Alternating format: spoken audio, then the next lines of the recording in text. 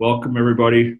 It is indeed an exciting time for us right now and time to look forward to it.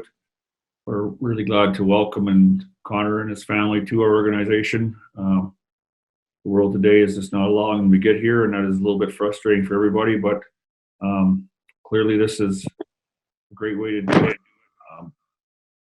He's so well deserving of the first overall pick, and we're so thrilled to have him. So welcome, Connor. Thank you. I'm very excited to be here. Connor, first of all, congratulations and welcome to the Western Hockey League. Can't wait to see you perform next season.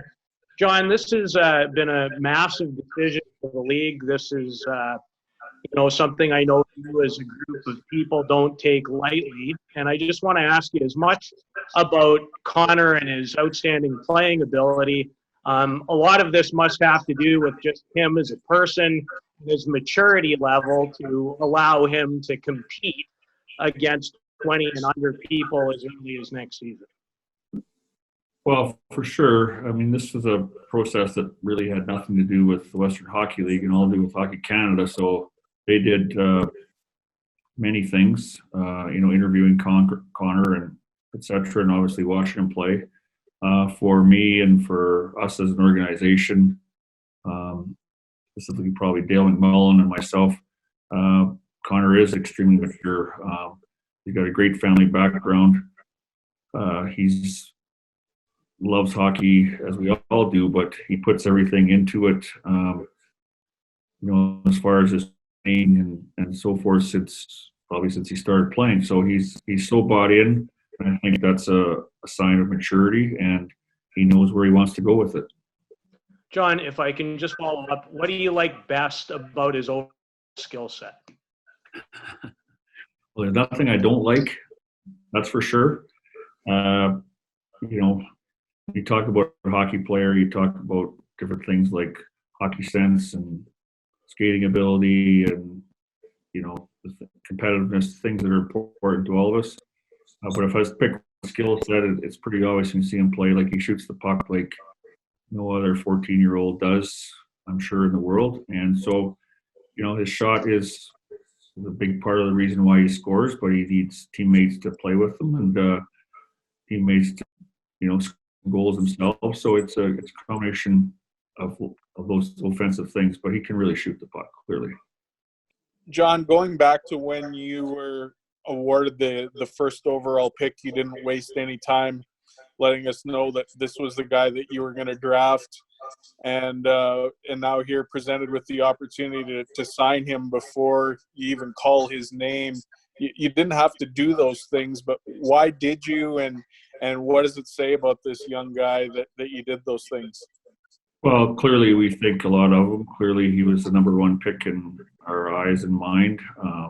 The signing is something that is welcomed by us and welcomed by the league. It's a great move for the Western Hockey League. And as I told you that day who we were taking, that's just because we felt that strongly and fairly open about it. And to be open about it, probably about a month before that, I met with Connor and his family. We were to hold on to the pick we were taking. So it's no secret. So that's really why. Hey, John, and this is actually a good follow-up question to that one, but back when you traded Jake Lecision and Nick Henry, it was a blockbuster trade for this first pick in 2020. Could you have ever anticipated that you'd be getting a player like Connor and that those sacrifices were worth it? Well, yes. A lot has to go into it on the ice for us and other teams in the league.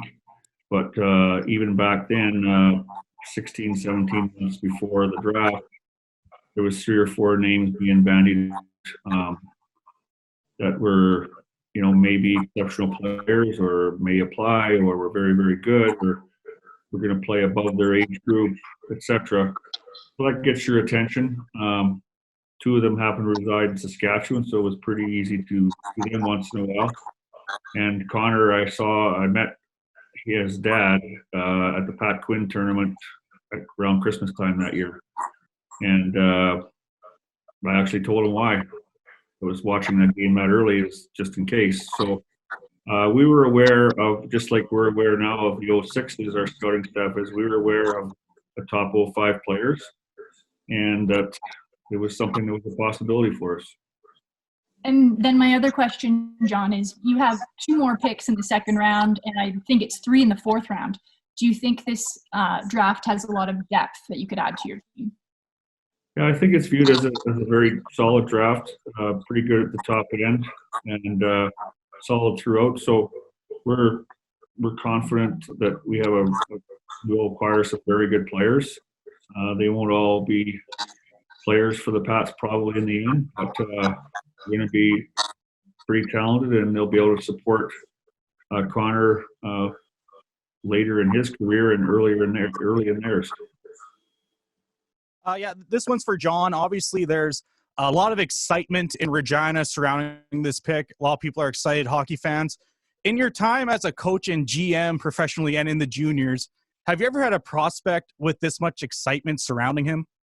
Well, I think that there's a big gap between junior. This is certainly excitement like only half a dozen other players have done in Canada in junior hockey. So that is going to be in our city, in our organization. Probably the one for me that had the most ground speed initially and then continued on was coaching Timo Solani. We scored 76 goals. That was a year that would be hard to top, media attention-wise for a player and a team. Thanks, John.